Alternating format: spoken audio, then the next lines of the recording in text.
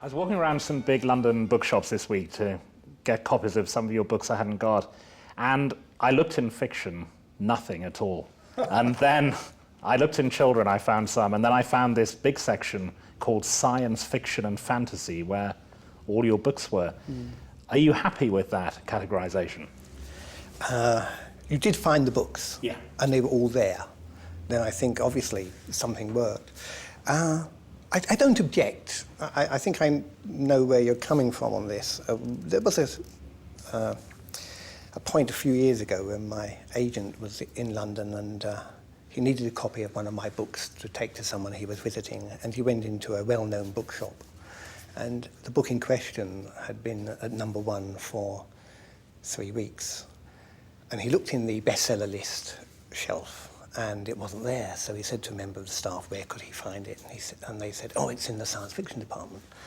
And he said, but you have a murder mystery up there, you have a horror book up there, you have all kinds of genre in the bestseller list. Why not Terry Pratchett's book? And the response was, we don't let them out of the science fiction department. And it makes me laugh now. But I think I'm a fantasy writer. I am a fantasy writer. If what I write isn't what you think fantasy is, then I suggest you just extend the definition a little bit.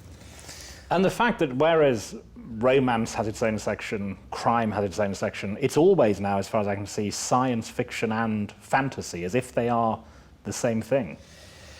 They tend to get lumped under the heading of speculative fiction, which I don't think actually moves us on at all. The fact is that science fiction is a subset of fantasy, and it's often fantasy with rivets on the outside. But it's noticeable now that fantasy is definitely in the ascendant, and science fiction, in the UK at least, appears to be a poor relation. But when you wrote, for example, the first Discworld novel, The Colour of Magic, did you think of it as belonging to a genre? Well, yes, I thought I was writing fantasy. I've got into trouble over this sort of thing. Yeah, I mean, it had wizards and death and trolls and dwarves. It was fantasy. You couldn't argue with it. But I was having fun with it. And shall we say, the commitment to having fun was slightly higher than the commitment to writing fantasy. As the books progressed, I think I got a grip on what I was doing. And while I still hope they're funny, I discovered around about book 4 the joy of plot.